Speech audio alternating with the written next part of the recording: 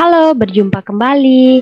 Kali ini kita akan membahas lanjutan dari video yang pertama, part 1. Ini adalah video yang part kedua.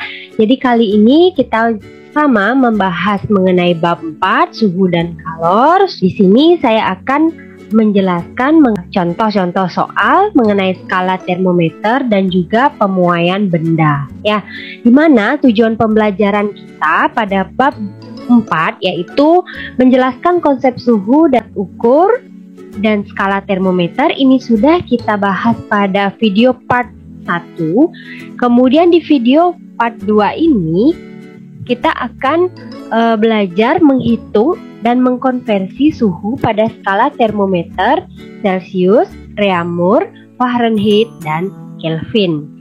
Kemudian menjelaskan mengenai pemuaian benda.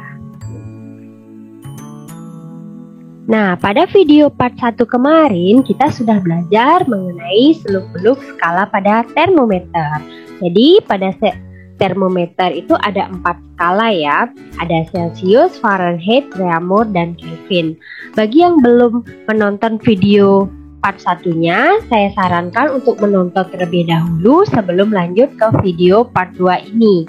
Jika masih ada yang belum sempat menonton, nanti link video part 1-nya saya akan sertakan pada deskripsi video ini. Silakan dicek ya. Lanjut, untuk skala termometer yang ada 4 ini, kita akan mempergunakan skala perbandingan, yang dimana kita dapatkan skala perbandingan dari termometer skala Celcius 5, Fahrenheit 9, Reaumur 4, dan Kelvin 5. Nah, kemudian kita akan membandingkan skala Celcius dengan skala yang lain. Rumus perbandingan skala Celcius dengan skala yang lain ini ya. Rumus perbandingan skala Celcius dengan skala lain. Di sini ada TC berarti suhu skala Celcius, TR berarti suhu skala Reaumur.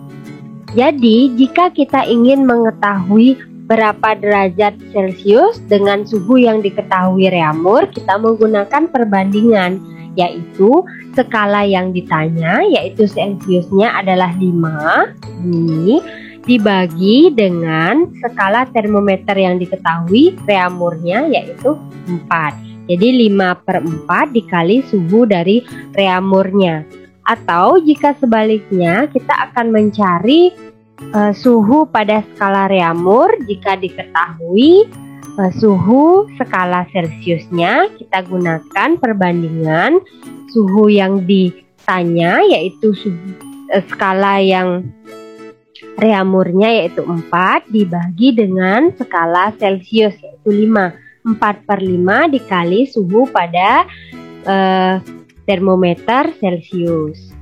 Selanjutnya, jika kita ingin mengetahui suhu skala Celcius dari yang diketahui adalah suhu dari skala Fahrenheit, kita akan gunakan T Celciusnya, skalanya adalah 5/9. 9 ini diperoleh dari skala perbandingan Fahrenheit yang diketahui yaitu 9. Kemudian T Fahrenheit yang diketahui berapa dikurang 32. Nah, 32 ini diperoleh dari suhu titik tetap bawah dari termometer Fahrenheit, karena kita disuruh mencari atau mengkonversi dari Fahrenheit ke Celcius. Berarti dari Fahrenheit ke Celcius. Di bawahnya ini titik tetap bawahnya pada Fahrenheit 32 dan pada Celcius 0. Jadi dari 32 ke 0 ini harus dikurangkan, sehingga di sini T Fahrenheit-nya harus dikurang 32. Atau jika sebaliknya, kita disuruh mencari suhu Fahrenheit dari yang diketahui Celcius. Suhu Celcius. Jadi skala yang ditanya yaitu skala Fahrenheit-nya 9 dibagi skala pada termometer Celcius yaitu 5 dikali suhu pada termometer Celciusnya ditambah 32. Wah, ini ditambah Karena kita mencari dari suhu Celcius ke Fahrenheit. Dari Celcius ke Fahrenheit berarti dari 0 ke 32. Jadi harus ditambah. Kalau yang ini kebalik, ya dari 32 dari Fahrenheit ke Celcius. Jadi harus dikurang di sini. Selanjutnya, jika kita mencari skala atau suhu pada termometer Reaumur dengan diketahui termometer Fahrenheit, jadi kita mencari sama ya skalanya. Skala yang ditanya Reaumurnya yaitu 4 dibagi dengan 9 skala pada termometer Fahrenheit, kemudian dikurang 32. Karena kita mencari dari Fahrenheit ke Reaumur ya. Di sini Fahrenheitnya 32, Reaumurnya 0, jadi harus dikurang. Selanjutnya jika sebaliknya tinggal dibalik saja ya. Tinggal dibalik saja, yaitu T Fahrenheitnya adalah 9/4 dikali suhu Reaumurnya ditambah 32, karena dia mencari Fahrenheit dari Reaumur dari 0 ke 32, jadi ditambah. Berikut juga jika mencari suhu pada termometer Kelvin, yaitu sama dengan suhu termometer Celcius tinggal ditambah 273. Karena kenapa sama? Perbandingannya ini sama antara Celcius 5 dan Kelvin, skala perbandingannya juga 5. Jadi 5/5 kan 1. Tidak usah ditulis di sini.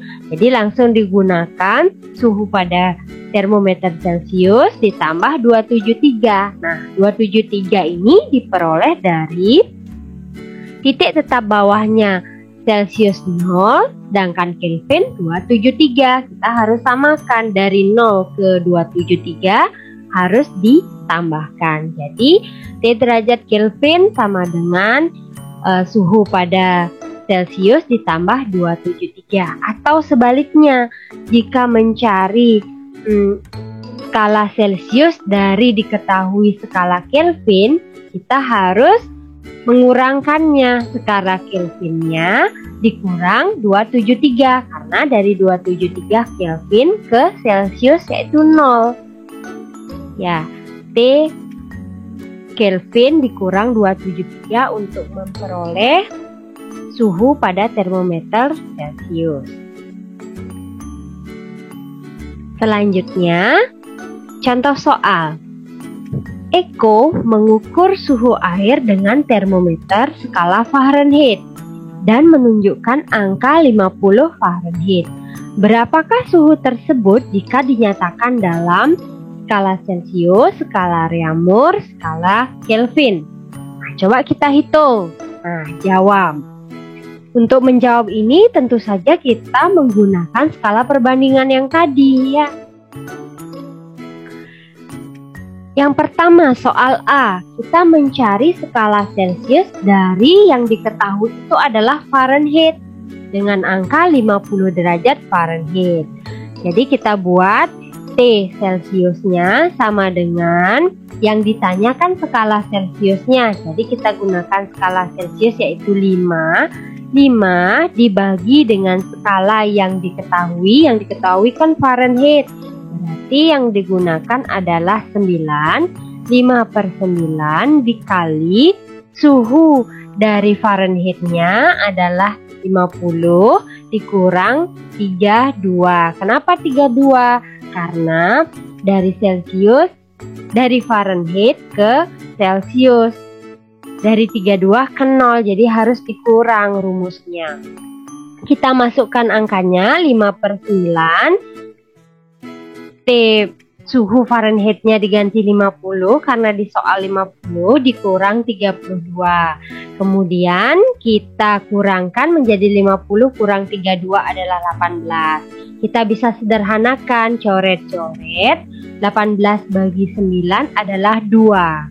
Tinggal 5 dikali 2 yaitu 10 derajat Celcius. Itu untuk soal yang pertama. Lanjut penyelesaian soal yang kedua. Ya, kita bantu juga dengan tabel skala ini. Yang kedua adalah disuruh mencari suhu pada skala Reaumur dari Fahrenheit. Nah, Reaumurnya dengan menggunakan skala 4. Jadi yang skala yang ditanya 4 per skala yang diketahui Fahrenheitnya 9 ya. Kemudian suhu Fahrenheit dikurang 32 karena dari Fahrenheit ke Reaumur, Fahrenheitnya 32, Reaumurnya 0, jadi dikurang. Sama seperti tadi, kita kurangkan 50 kurang 32 mendapat 18. Kemudian kita sederhanakan, dicoret-coret. 18 bagi 9 dapat 2. 2 dikali 4 menjadi 8 derajat Reaumur. Ya. Kemudian soal yang ketiga, di mana kita disuruh mencari dari Fahrenheit ke Kelvin. Untuk mencari dari Fahrenheit ke Kelvin, kita bisa menggunakan cara yaitu diubah dulu dari Fahrenheit ke Celsius. Nanti ketika sudah menjadi Celsius baru kita tambah 273. Itu cara simpelnya. Dengan cara yaitu T. Pada Celsiusnya kan kita sudah hitung tadi, mendapat angka 10 derajat. Tinggal langsung saja ditambah 273. Karena dari Celsius ke Fahrenheit ya, dari 0 ke 273 kita harus tambah 273. Setelah ditambah menghasilkan 283 derajat Kelvin. Ya, jadi soal yang tadi pada soal 50 derajat Fahrenheit, jika kita konversi atau kita ubah ke derajat Celsius adalah 10 derajat Celsius sama dengan 8 derajat Reaumur, sama juga dengan 283 derajat Kelvin. Jadi ini jika kita ukur dengan keempat termometer yang berbeda. Nah, kita lanjut ke pemuaian. Apa sih pemuaian? Nah, setiap benda yang terkena panas akan memuai. Pemuaian adalah pertambahan panjang, luas, dan volume suatu benda jika terkena panas. Bagaimana proses pemuaian pada zat padat, zat cair, dan zat gas? Nah, proses pemuaian pada zat padat. Contohnya adalah pemanasan pada batang logam. Batang logam yang terkena panas itu akan bertambah panjang. Seperti ini misalnya. Ada batang logam, kemudian diberikan panas, selanjutnya batang logam tersebut akan memuai, yaitu bertambah panjang. Kenapa seperti itu? Karena partikel-partikel zat itu bergerak, kemudian karena dipanaskan, kemudian gerakan partikel itu semakin cepat sehingga saling menumbuk partikel yang ada di dekatnya. Kemudian jarak antar partikel menjadi renggang dan akhirnya zat padat bertambah panjang. Kemudian yang kedua, proses pemuaian pada zat cair. Misalnya contohnya saat kita memasak air. Air itu setelah kita masak dia akan mendidih. Selanjutnya setelah mendidih air itu bisa tumpah dari panci. Kenapa seperti itu? Karena zat cair itu mengalami pemuaian. Ya, di mana pemuaian dari zat cair itu berbeda-beda tergantung besar dari koefisien muai volumenya. Yang ketiga, proses pemuaian pada gas. Pemuaian pada gas terjadi jika mendapat kalor. Kalor ini panas yang semakin besar. Contohnya pada balon udara. Balon udara yang terkena sinar matahari, gas atau udara di dalam balon tersebut akan memuai, sehingga balon ini lama-lama bisa meledak. Selanjutnya, ada percobaan sederhana pada pemuaian zat cair dan zat padat.